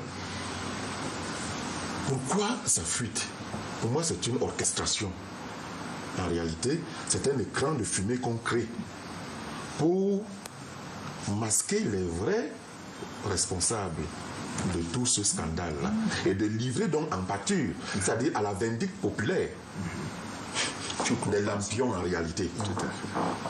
Je ne dédouane pas ces lampions, je ne les dédouane pas, mais je dis qu'on veut mettre les gens sur des fausses pistes. pour cacher les vrais responsables. C'est de cela qu'il s'agit. Parce que n'oublions pas, et ce n'est pas pour provoquer l'honorable Somba, nous vivons une période de transition au Cameroun aujourd'hui. Vous avez les biaïstes qui veulent que le président Biya reste, vous avez les franquistes, vous avez les éperviables qui sont un lobby. Les éperviables qui sont un lobby, vous avez. Vous avez Cabral Libye qui se positionne aussi comme le candidat du peuple. On n'a pas les kamgaïstes. Donc, les kamgaïstes, dans cette tourmente-là, nous sommes en fin de règne et tous les jeux sont permis. Lorsque, comme disait Hilaire tout à l'heure, les gens d'un même camp se tirent entre eux. Donc, ce genre de choses ne peut relever que de manœuvre, une pure manœuvre. La deuxième chose que je voudrais dire, c'est que il faut noter quand même par rapport à la présomption d'innocence que cette façon de jeter en pâture les Camerounais n'est pas très orthodoxe. Parce que la présomption d'innocence est un principe fondamental dans un état de droit. Monsieur Nka a relevé tout à l'heure, avec pertinence d'ailleurs, que beaucoup d'autres Camerounais ont été livrés à la vindicte populaire et même judiciaire sur la base d'éléments non encore concrétisés par une décision de justice. Mais il faut peut-être condamner cela. Et cela ne veut pas dire qu'il faut condamner le principe de la présomption d'innocence, qu'il faut encourager dans un état de droit. Non, on encourage, mais lorsqu'on se rend compte qu'on a écarté cette présomption d'innocence pour faire passer. Quelle est sélective? On essaye un peu, elle est à géométrie. Oui, je précise parce que vous allez voir même, moi j'ai fait une enquête en 2008 auprès des ministres à la spéciale à Konengi. Ils vous disent, même si l'État a quelque chose à nous reprocher, qu'on nous libère. On nous libère et on sait où on peut nous trouver et on vient comparer. C'est l'un des éléments de la présomption d'innocence. Mais cette affaire où, pour ceci ou pour cela, on vous prend, on met d'abord là-bas dedans, votre vie commence parce que la prison là commence à vous torturer. Quand on prononce même déjà, on a un confrère, peut-être pas confrère au sens strict pour certains, Paul Chouta qui vient de sortir là, après avoir purgé en réalité la peine qu'on vient de lui accorder. Il a passé 24 mois, 23 semaines là-bas et tout. Donc, est-ce que c'est sérieux? On ne peut pas être dans cet environnement. Lorsque vous parlez de présomption d'innocence, qu'on l'applique de manière intégrale. Maître, vous terminez? Oui, je voulais dire que cette dérive, cette application à géométrie variable de la présomption d'innocence ne peut pas faire qu'on combatte le principe d'innocence, le principe de la présomption d'innocence. En lui, il a un principe noble. Il a un principe noble. Mais quand on est dans l'injustice, mais c'est cette injustice qu'il faut combattre. L'injustice au Cameroun. Donc il ne faut pas. Je suis désolé de vous couper chaque fois sur ce quelques secondes. Il ne faut pas lâcher la proie pour chasser l'ombre. Voilà. L'autre chose que je voulais dire aussi par rapport à ça, c'est que, et justement vous revenez donc avec moi, lorsque je parlais tout à l'heure de la cabale dont est victime l'honorable Cabral Libye, sur la base des ragots, vous me rejoignez donc. Sauf que là-bas vous défendiez l'autre camp parce que vous êtes j'ai l'impression que vous ne comprenez pas. La charte, et je vous précise ça, la charte des journalistes interdit que je me pose sur un plateau contre un journaliste. Interdit. À ce jeu, vous n'allez pas vous en sortir. Non, je vous dis. Parce que je sais couper la parole. On va pas faire le débat là. Je sais couper la parole. Donc je voulais juste sortir de là pour lui dire que, parce qu'il a dit tout à l'heure qu'on bâillonne la presse. On n'en sort pas là, maître. Aller au tribunal n'est pas bâillonner la presse. C'est justement donner l'opportunité aux journalistes de... Sur le cas Cabral Libye, on reste dans les généralités. L'autre problème donc, que je voulais évoquer, c'est que par rapport à cette histoire, c'est le problème de la sécurisation qu'il faut dans la circulation des documents officiels. Parce qu'on est quand même surpris au Cameroun qu'un document officiel sort aujourd'hui. Même s'il est échangé entre le président de la République et son proche collaborateur qui est le secrétaire général, à la seconde près, il est dehors. Ça pose un problème. Ça pose un problème justement sur la confidentialité, mais ça doit avoir un objectif de pouvoir ou de vouloir liquider certaines personnes sociales. Oui, je crois qu'il s'agit de livrer des gens à la vindicte. Dans le cas d'espèce, on cherche des moutons sacrificiels, parce que je l'ai très bien expliqué en citant M. Pasqua, et ce que d'ailleurs l'honorable Sombala a repris, c'est de créer des affaires dans les affaires pour noyer l'affaire. Parce qu'en fait, c'est de ça qu'il s'agit. Mais quand on prend ce problème, il faut aussi le dire que la sortie de crise de toutes ces dénonciations ne peut pas se faire sans une économie de la critique du système. Parce que c'est une question systémique en réalité. Vous avez relevé le parallèle qu'il y a entre un trop grand nombre d'institutions qui sont chargées de réguler, d'empêcher la corruption, et par ailleurs, les exploits qui montrent un peu l'ingéniosité camerounaise en termes de contournement des lois. Il y a tout un problème parce qu'il faut interroger pourquoi est-ce que c'est comme ça, parce que les Camerounais ne sont ni bêtes ni stupides. Et parce que justement l'affaire se sédentarise de cette façon-là, on risque de laisser, pour utiliser ton terme, de laisser l'animal pour chercher la proie. Et c'est là où, par exemple, Pienka, quand il cite, par exemple, ceux qui se sont enrichis de façon ostentatoire et qui sont déjà condamnés dans l'opinion, il eût été souhaitable que ce soit la justice qui établisse le lien. Parce qu'on va quitter de la présomption d'innocence pour la présomption de culpabilité dans ce cas, parce qu'on a refusé aux institutions de faire leur travail. Aujourd'hui, ceux qui, par exemple, se sentent bien, entre guillemets, vous n'avez pas cherché à savoir s'ils sont des héritiers, s'ils ont eu, comment leur argent est arrivé, etc. Du coup, surtout s'ils ont traité avec la fonction publique, évidemment, ou bien des marchés publics avec des noms fictifs, ils sont d'office coupables. Et c'est tant mieux peut-être, parce que quand la société était plus rigoureuse, je viens d'une région où, quand quelqu'un était subitement riche, c'était le fameux, comme on dit, etc. Aujourd'hui, on sait que c'est la corruption et tout ce qu'on imagine. Il n'y a pas de mystère, il faut qu'il y ait une traçabilité. Ramenons donc la critique systémique au Cameroun en interrogeant les vraies responsabilités. Qui a intérêt à ce que le flou persiste? Qui a intérêt à ce que les institutions se marchent les unes sur les autres? Qui a intérêt à ce que les institutions se neutralisent? Répondez, dites-nous. Mais je pose des questions qui sont du domaine public, parce qu'aujourd'hui, il y a des réformes qui sont importantes pour pouvoir placer le Cameroun dans le train de croissance. Ces réformes sont nécessaires, mais elles sont retardées du fait des enjeux politiciens. Parce qu'il faut dire les choses aujourd'hui, le Cameroun est géré sur très haute instruction. Je ne provoque personne, mais on n'a jamais vu celui qui dirige, on voit seulement sur très haute instruction. Et quand on se rend compte que celui qui a ordonné l'enquête sur très haute instruction est par ailleurs soupçonné de vouloir créer une centrale à travers la task force, est-ce que lui-même va se faire auditionner en ce moment, lui qui est le donneur? Donc je ne sais pas ce que le député va dire sur cette question, mais toutes ces confusions amènent aujourd'hui à comprendre que le Cameroun est piloté par des gens qui travaillent sur l'essentiel, la sécurité et la justice aux ordres, une justice instrumentalisée qui fait des dégâts par ailleurs quand la population ne résiste plus. Je viens d'une région où, pas très longtemps, les populations sont sorties et ont brûlé un tribunal qui a été construit avec les fonds publics parce qu'il était de notoriété publique que le procureur monnayait tout dans ses services. Et un jour où le sous-préfet de la localité s'est plaint, monsieur le procureur a fait entendre le sous-préfet. Donc, c'est du domaine public. Il n'y a pas eu de réaction parce que c'est très intéressant qu'une justice fonctionne comme elle est en train de fonctionner au Cameroun, parce qu'elle plaît aux politiques. En fait, c'est le bras armé de la stagnation et jusqu'à ce que peut-être les populations un jour se lèvent brutalement. Et c'est ce qu'il faut éviter.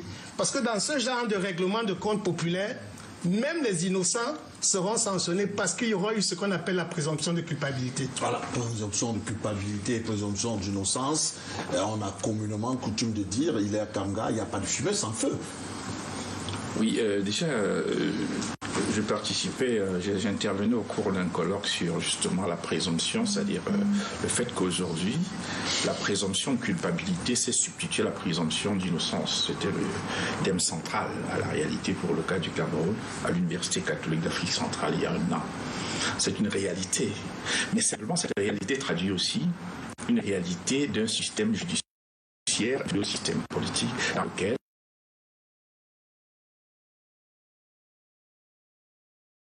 même les magistrats les plus intéressants, parce qu'il y en a beaucoup qui sont très intéressants, qui sont très droits de l'homiste, même eux n'arrivent plus à se mouvoir.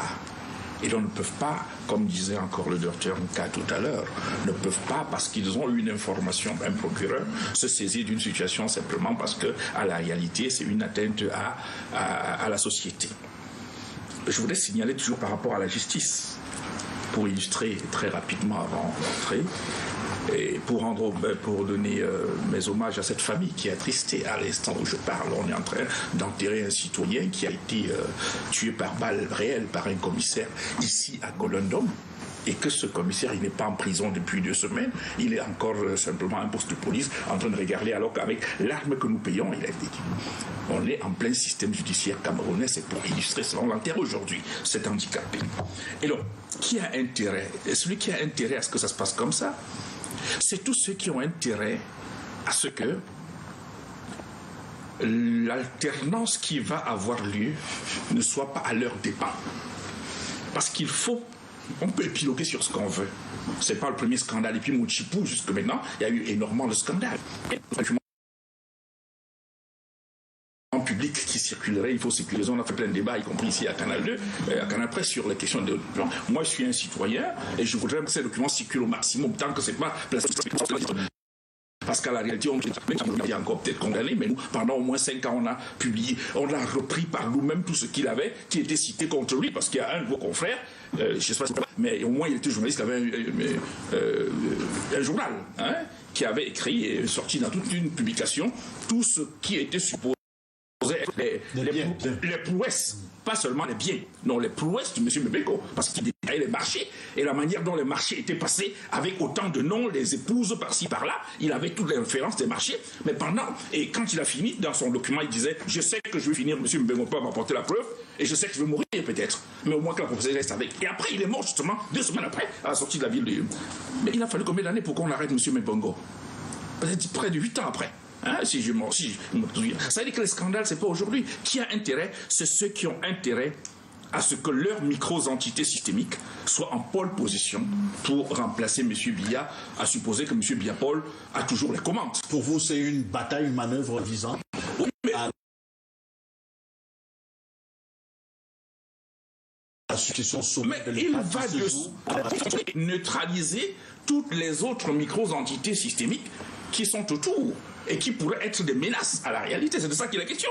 Parce qu'on va envoyer à Kolingui quelques personnes parmi... Vous avez parlé de 24 ministères qui étaient concernés. Et d'ailleurs, c'est même un scandale, parce que quand je vois la manière dont ces fonds ont été dépensés, il me souvient que j'ai vu pour la FECAFOOT, hein, c'est pas les mêmes fonds, il va de soi, mais quand même, il y a quand même un milliard qui était arrivé au Cameroun pour la FECAFOOT. Mais j'ai vu qu'en fait, dans leur esprit, et ce que le monsieur a expliqué, c'est qu'il a fallu distribuer de l'argent jusqu'au club qui avait même 50 000 francs. À la réalité, donc, il n'y a pas de destination. C'était un peu d'argent que, comme il y a Covid, la FIFA envoie 1 milliard, partageons-le un peu comme ça, on donne à chacun. Donc, c'est ce qui a gouverné, y compris ceux qui ont géré les 24 ministères à la réalité, parce qu'il y avait de l'argent à distribuer pour les uns et les autres. La question de santé. Donc, ici, il y a un ministre de Finances, éventuellement, qui a fait M. Bengono, qu'il y a l'argent a été donné. Il fallait que régulièrement les gens fassent le rapport sur la gestion qu'ils ont faite. C'est une exigence du FMI. Tout à fait. Et donc, on suppose que le ministre des Finances actuel, qui, je pense, jusque maintenant fait un travail assez intéressant, il a pu faire son boulot à lui, envoyer ce qu'il a eu comme rapport et ce qu'il n'a pas eu comme rapport, ce qui a donc déterminé éventuellement que la Chambre de comptes fasse son travail. Maintenant, si quelqu'un a la task force chez lui et décide que, bon, sur votre instruction, il faut enquêter sur telle personne, il n'envoie pas le rapport. Ça veut dire qu'en fait, quelque part, il veut cacher quelque chose. Puisque c'est ce qui s'est passé au début. Hein? Mais non, il y a un challenge entre le Premier ministère, il faut le dire comme ça, et le secrétaire général de la présidence par rapport à ce dossier. On le sait très bien. Parce que je ne peux pas comprendre les gens performants à la présidence de la République qui ont été formés. Il y a quand même, je peux accuser M. Biya-Paul dans son système, mais il n'y a pas que des mauvaises personnes dans son système, il y a des gens extrêmement brillants aussi. Donc on ne peut pas comprendre que le B.A.B.A. de l'administration, quand on dit pièce jointe telle chose, on puisse, dans un document aussi déterminant, envoyer une autre instruction sans la pièce jointe qui est pourtant annoncée. Ça veut tout simplement dire qu'il y avait une volonté de nuire. C'est à monsieur le SGPR, M. Ngongo, d'expliquer pourquoi est-ce qu'il va délocaliser tout ce qui était prévu au Premier ministère pour envoyer à la présidence, pourquoi il envoie les documents sans les annexes, pourquoi on ne met que 2 personnes, qu'on ne jette que 2 personnes parmi les 24 à l'opinion. Mais moi, en tant qu'opinion, moi faisant partie de l'opinion, parce qu'il faut aussi conclure par là, non, monsieur, non. Je suis contre le fait qu'on doit garder l'opacité sur ces choses-là. Dans les pays sérieux, dans les pays sérieux, lorsqu'il y a le moindre problème par rapport aux deniers publics. Et le secret de l'instruction, là, il ne faut pas que vous sanctionnez le prochain magistrat pour ça. Il ne faut pas que vous sanctionnez le prochain magistrat pour ça, monsieur honorable Mbego, parce qu'ils auraient peut-être laissé fuiter. Non, il faut que l'instruction, nous connaissions ce qui s'est passé dans cette instruction-là. On ne viendra pas demander le compte rendu de l'instruction, mais on doit savoir en tant qu'opinion, parce que dans les pays sérieux aussi, tout ce qui se passe là, c'est public et c'est connu sur les affaires de cette nature-là. Et donc, monsieur Biya Paul, je conclue par là, a tout intérêt, excusez-moi l'expression, de sortir de là où il se trouve pour clarifier la situation.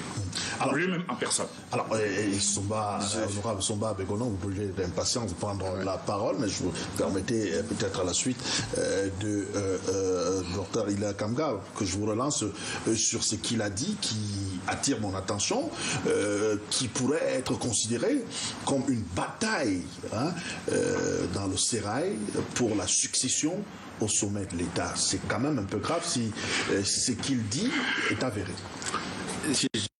Justement, c'est de noyer le poisson. Parce que, voyez-vous, nous parlons d'un sujet dont les éléments visibles et objectifs semblent tout à fait clairs. Ila Kamga nous amène dans une nébuleuse de bataille autour de la succession. Ça veut dire que si vous entrez dedans, vous n'y comprendrez rien. Et l'affaire va disparaître. Vraiment, restons simples. La première chose sur le secret de l'instruction, c'est que si vous n'êtes pas parti au procès, vous ne pouvez pas avoir accès à un certain nombre de documents. Voilà un avocat. Oui. Si vous voulez accéder aux documents qui sont sous instruction, soyez parti.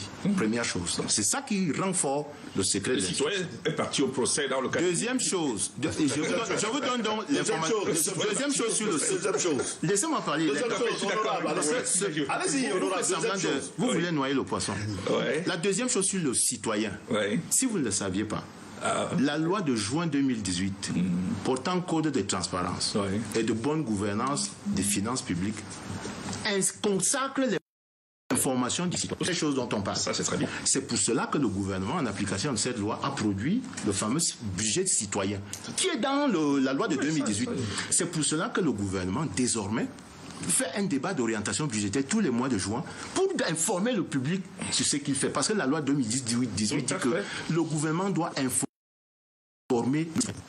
À contrario, le citoyen détient un droit d'information et de contrôle sur l'action du gouvernement. Ça veut donc dire que ce n'est pas aujourd'hui qu'on a découvert, depuis 2018 que le cadre est placé. Donc si les citoyens demandent les informations, et j'en suis un, nous sommes dans la logique d'une loi qui cadre ça depuis 2018. Donc ce n'est pas extraordinaire de dire qu'on donne les informations. Alors maintenant donc, il y a des informations dont la diffusion est classée. Une information qui est classée secret, une information qui est classée confidentielle, et à diffusion, il y a des informations à diffusion restreinte, c'est-à-dire qu'un procureur ne va pas, à peine qu'il a commencé à ouvrir un dossier, se mettre à se déployer à gorge large là-dessus. Vous êtes d'accord avec moi? Non. Parce que précisément, sur ce sujet, il y a ce qu'on appelle le secret d'instruction. Bien sûr, et rendre justice, c'est très compliqué. Donc moi, je ne voudrais pas qu'on entre dans le procès de la justice, parce que beaucoup de cas marginaux peuvent effectivement révéler ici et là quelques dysfonctionnements, mais de façon globale, le principe d'innocence, le secret de l'instruction, les droits de la défense, ce sont des principes cardinaux. Et dans un état de droit... Est-ce que avec le communiqué rendu public par le ministre de la Communication, après tout ce qui s'est passé, est-ce qu'il ne vient pas siffler, mettre un terme? Bien sûr, c'est pour ça que je vous ai dit qu'il vient couper l'herbe sous les pieds de tous ceux qui voulaient que, par bout d'information ou par bribe d'information fuitée, qu'on s'en tienne à ça. Parce que c'est un communiqué officiel qui vient dire que le gouvernement possède actuellement 2 rapports sur cette affaire et que le juge compétent a été saisi. À tout le moins, nous devrions faire en sorte que ceux qui accèdent donc à ces informations appliquent effectivement les canaux d'information du public et du citoyen conformément à la loi. Ça veut dire quoi? Ça veut dire que le ministre des Finances, par exemple, n'est-ce pas, lors du débat d'orientation budgétaire, doit dire effectivement les conclusions qu'il tire de la gestion de la première tranche du Fonds de solidarité 2020, c'est-à-dire 180 milliards. Puisqu'en 2021, nous avons 150 milliards au titre du même plan, du même Fonds de solidarité. Donc, et d'autres audits vont venir, je vous ai dit, en vertu de l'article 85 de la loi de 2018 portant régime financier de l'État. L'audit, la Chambre des comptes peut être saisie par l'État. Maintenant, nous avons parlé du contrôle du Parlement. C'est un contrôle politique. Il faut le savoir. Bien sûr. C'est d'abord un contrôle politique, c'est-à-dire qu'il n'appartient pas au Parlement de faire venir des gens, des responsables et autres pour les entendre. Mais si le Parlement n'est pas satisfait, parce que le règlement intérieur le dit aussi, et la loi le dit, si le Parlement n'est pas satisfait des résultats de ce qu'on lui présente, il faut commettre une commission d'enquête parlementaire. C'est ce que dit la loi. Donc le Parlement ne va pas se substituer au procureur. Ça, c'est le premier point. Le deuxième point, c'est que je suis très content que certains d'entre vous aient compris, et c'est encore la loi de 2018 qui le dit, portant code de transparence. Le principe de la justification, ce n'est pas seulement la régularité, ce n'est pas que la sincérité des écritures, ce n'est pas que l'exhaustivité des pièces, c'est également la fonctionnalité. Et dans le cas précis, ceux qui sont en charge de justifier la gestion du fonds de solidarité ne doivent pas seulement donner des éléments de régularité, ils doivent également donner des éléments de fonctionnalité, parce que le principe de bonne gouvernance qui est adossé derrière la gestion de ces fonds veut que l'intérêt général soit satisfait. Ça veut dire quoi? Ça veut dire que si vous deviez acheter des comprimés de chloroquine, il faut que des malades aient consommé ces comprimés. Si ça s'agit de tests, il faut que ce soit utilisé par les citoyens. C'est ça la fonctionnalité. La fonctionnalité rendue au BIP, c'est quoi? Je donne un exemple pour ceux qui nous regardent. Quand on dit vous devez construire un bloc de 2 salles de classe avec une lacune, vous devez non seulement présenter des papiers avec plaqué rouge, mais aussi assurer que la salle de classe a été construite, il y a un banc dedans, qui a un tableau noir, qui a un maître, et que si vous avez fait réceptionner vendredi, lundi, il y aura des enseignements et des élèves là-dedans. C'est ça le principe de fonctionnalité. Donc vous voyez donc que le cadre dont on parle est fixé depuis 2010. On ne savait même pas qu'il y aura Covid, tout simplement parce que l'amélioration de la gouvernance, notamment en ce qui concerne les finances publiques, notamment en ce qui concerne la satisfaction des besoins d'intérêt général. Comme les citoyens y voient clair. Et c'est pour ça que, et je conclue là-dessus si vous permettez, nous sommes tous dans la situation des citoyens qui demandent d'abord des clarifications, deuxièmement que l'institution judiciaire, qu'on lui fasse confiance et qu'elle joue pleinement son rôle. Et Dieu merci, nous avons affaire à 2 institutions judiciaires qui ont des gens qui sont formés pour résister aux pressions même les plus fortes. C'est-à-dire même à celle des gens comme Kanga, qui veulent leur dire que non, ne vous mêlez pas de ça, c'est la succession qui se joue. Nous sommes dans une analyse systémique où des microsystèmes veulent neutraliser. Donc, vraiment, je fais confiance à ces hauts magistrats. Ils vont nous donner le fin mot de toute cette histoire, mais je vous en prie, vraiment ne faisons pas des procès à la place du procès. Sinon, on va tous rater le coche et peut-être le fin mot de cette histoire pourrait nous échapper. Alors, docteur Pierre Mika, sur cette affaire, l'honorable a décrit la norme. Comment est-ce que les choses doivent se passer, mais comment comprendre qu'il y ait des égarements, des écarts qui nous amènent à des situations déplorables. Il y a que les gens prennent des risques personnels, il faut savoir aussi. Voilà. Il y a des gens très courageux, je ne sais pas comment ils font même. Il y a des écarts, pourquoi? Parce que tout ce qui nous arrive, vous voyez bien, honorable site 2018, c'est bien, c'est nouveau, c'est 3 ans, mais c'est quelque chose qui n'est pas la volonté nationale. C'est quelque chose qui est imposé, une conditionnalité du FMI. Tout à fait. Qui impose cela, et aujourd'hui, on se retrouve à l'appliquer bon gré mal gré. On n'a pas de choix sur cette question. Maintenant, ce sont les mentalités, parce que j'ai discuté avec certains inspecteurs du contrôle supérieur de l'État, ils vous disent les Camerounais sont d'une intelligence inouïe. Lorsqu'on est à tel niveau où on veut les bloquer, il y a une ingénierie qui se développe, il y a toujours quelque chose d'écart, d'irrégulier, qu'on découvre, qu'on décèle. Parfois ça se dissimule. Et maintenant, lorsque c'est dissimulé à tel niveau, pourquoi vous refusez que ce soit rendu public? L'open data, c'est la gouvernance. Tout doit être ouvert. Et le Cameroun, maintenant, le Cameroun vient d'être. Le Premier ministre, dernièrement, le professeur P.K. Sandam, qui représentait le Premier ministre, cette adhésion du Cameroun à la gouvernance pour l'ouverture des données. Il y a des limites, je suis d'accord, mais c'est la mouvance, c'est le contexte mondial qui nous les impose. Et le contexte mondial nous impose aussi quoi aujourd'hui? Rien n'est plus placé de confidentiel ou top secret. D'ailleurs, la défense. Parce qu'on appelle, même la défense à un moment donné, si vous ne faites pas attention, ça va sortir. Dehors, oui. Pourquoi? Parce qu'il y a une fonction qui se développe aujourd'hui. C'est le lanceur d'alerte. Quand vous suivez des grandes émissions ailleurs, Cash Investigation, on va vous dire l'alerte là depuis 4 ans.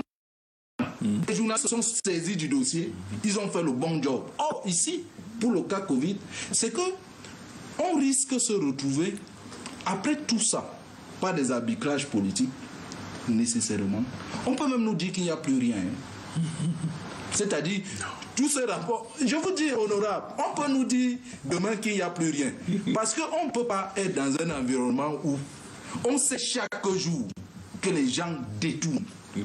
Les gens restent en place. Moi, je fais partie des gens qui, pour moi, même s'il faut que chaque 6 mois, on fait un nouveau gouvernement au Cameroun, parce qu'on a constaté que le gouverneur, le ministre qui n'a que 6 mois, dépasse même un ministre qui a 18 ans au gouvernement. On l'enlève. Et le président de 18 ans au gouvernement, on l'enlève. Et ce qui est bizarre sur cette affaire Covid, regardez les 2 cas. Les 24 pages là. C'est au ministre de la Santé publique 19 pages et le ministre de la Recherche scientifique. Le ministre de la Recherche scientifique est ministre depuis de longues années. Le professeur Samuel que vous citez, il est à ce poste depuis, je pense, au Bénin. Donc en matière d'expérience, vous avez convoqué tout à l'heure d'expérience administrative. On est surpris que ce sont les gens expérimentés qui sont présenté à la verdict populaire. C'est pourquoi je dis à un moment donné, est-ce que la honte a encore une place dans notre environnement? Est-ce que c'est parce que le président de la République a 40 ans, c'est pourquoi lui, quand il fait allusion, il voit les 40 ans du président de la République et il se dit, c'est le temps de la succession. La succession, moi je le pense, elle aura lieu en temps opportun au Cameroun. Parce que la division qu'on a aujourd'hui, ne serait-ce que sur la chose publique, les mentalités. Vous voyez, pendant qu'on est en train de voir, je situe le compteur Bouba si tu permets, pendant qu'on est en train de voir Survie Cameroun, lancé par le président d'un parti politique, que d'entre et de salive autour de ce sujet, après quelques instants, c'est le grand Covid-gate du gouvernement qui apparaît.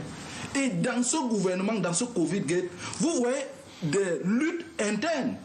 On accuse le parti, le leader, Cabral Libi.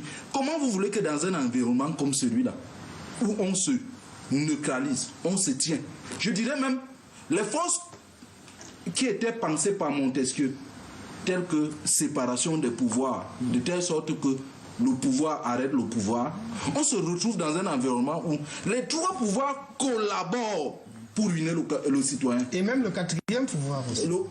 Tu fais bien d'ajouter, je voulais ajouter cela en disant, moi à titre personnel sur mes posts sur les réseaux sociaux, je prends ce courage et ce risque de dire à l'heure du Covid-gate, même la presse sera manipulée. Pourquoi? Parce que les procureurs ou les gars du TCS, vraiment quand vous faites souvent l'opération épervier, je le dis étant sincère, il faut que l'opération épervier là touche aussi les responsables des médias au Cameroun. On ne peut pas se retrouver dans un environnement où l'instance qui doit faire le watchdog, les médias, se retrouvent en califourchon, en collusion, en coalition pour nuire à la gestion parce que c'est une affaire d'humanisme. Quand on parle de santé publique et on vous détourne sur Covid, imaginez ce qu'on détourne lorsqu'on parle de tuberculose, lorsqu'on parle du sida. Donc comme le business du sida n'est plus d'actualité, n'est plus rentable aujourd'hui, le paludisme n'est plus assez rentable avec les moustiquaires, on profite de faire ce qu'on appelle dans la gouvernance l'exploitation forestière, ce qu'on appelle le warap. C'est-à-dire on prend vite, sauf que cette fois-ci, et il faut le dire de manière ferme, la présence, l'extraversion de notre économie sur ce Covid nous sert. Parce que si c'était comme les fonds bilatéraux, on n'aurait pas trop de problèmes. On aurait géré ça comme la CAN. Mais comme actuellement, le FMI vous dit, et on a besoin, parce que je cite. Pour sortir. Oui, je cite. Dans le cadre des risques budgétaires de 2021, première ligne, si vous fouillez ce document, première ligne, il a écrit recrudescence de la Covid. Deuxième ligne, il a écrit exigeant de renouveler ou bien de mobiliser 350 milliards de francs CFA sous forme concessionnelle. C'est-à-dire on doit négocier. Et parmi les 350 milliards de francs, vous avez vu la sortie du président de la République au cours de cette année à travers cette ordonnance. Les 350 milliards font partie de cela. Et pour faire partie de cela, le FMI a sorti un communiqué, je dirais, ou bien un compte rendu de mobilisation ou d'échange avec certains dignitaires camerounais.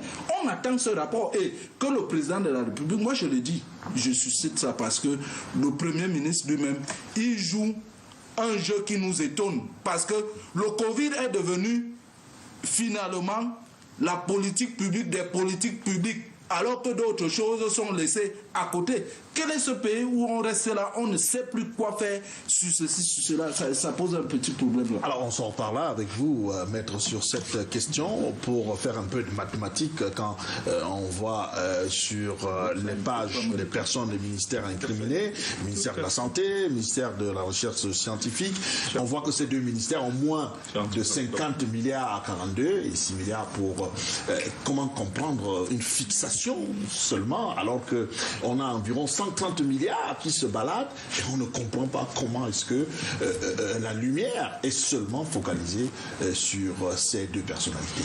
D'abord, je ne pense pas que le rapport dont nous parlons ici a porté sur la gestion des 180 milliards. Parce que je crois que le FMI demande que les enquêtes se poursuivent et qu'elles soient exhaustives. C'est-à-dire porte sur la gestion de tout le fonds de solidarité de 180 pour milliards. décaisser l'autre. Voilà. Afin de passer à la deuxième phase de décaissement. Donc il y a ça. La deuxième chose, c'est quoi? C'est que, et je crois que M. Kamgala a dit tout à l'heure, ces deux ministères ont été ceux qui ont été les ministères en ligne de front, c'est-à-dire qui étaient vraiment au front de la lutte contre cette pandémie. Donc c'est pour ça qu'il est normal, il peut paraître normal qu'on ne parle que d'eux en priorité. Mais maintenant, je voudrais revenir sur ce qui a été largement débattu ici, notamment sur la publicité des documents. Oui, s'il faut aller vers une société de gouvernance où le public est informé, parce que le public a un droit de regard sur la gestion de ses affaires, mais on ne peut pas non plus ici sur ce plateau valider la terre selon laquelle tout doit être mis sur la place publique et à tout moment. Ce n'est pas possible, ça ne se fait comme ça à nulle part ailleurs. C'est le nouveau job des lanceurs d'alerte. La première chose, oui, mais on ne peut pas. Allez-y, poursuivez, s'il vous plaît. Oui. Pourquoi? Parce que tout d'abord, le faire, si une enquête est engagée et que dès le début de l'enquête, tout est dehors, ça pourrait nuire à l'enquête. Voilà. Parce que s'il faut divulguer tout, même les criminels sauront que voilà les méthodes qui vont être utilisées pour les débusquer. Et ils vont donc prendre des dispositions conséquentes. La deuxième chose, c'est que le faisant, on va de plein fouet heurter le principe sacré de la présomption d'innocence. Ce qui est intolérable. On ne peut pas. On ne peut pas. On va plutôt moraliser les gens. L'autre chose, c'est quoi? C'est que on a parlé, vous avez demandé tout à l'heure, qu'est-ce qui peut justifier que malgré tout ce qui est mis en place, des gens continuent de détourner. Oui, il faut, d'abord sur le plan scientifique, sur le plan criminel, criminologique, je veux dire que les grands maîtres avaient expliqué le phénomène du passage à l'acte. C'est que l'agent, c'est-à-dire le délinquant, a toujours l'impression qu'il ne sera jamais pris. Ouais. Scientifiquement, voilà. Et la deuxième chose sur le plan scientifique, c'est qu'il a l'impression, s'il est pris, voilà les trajectoires pour échapper. Voilà. Donc voilà ce qui peut être. Maintenant sur le plan politique, qu'est-ce qui peut expliquer cela sur le plan politique? C'est parfois le sentiment de l'impunité. Le sentiment que rien ne sera fait. Et parce que quelqu'un tout à l'heure a dit que même lorsque les enquêtes sont engagées ici chez nous, ou des procédures, c'est toujours parce qu'il y a eu une pression venant d'ailleurs. Donc on a l'impression qu'il y a une certaine impunité qui règne.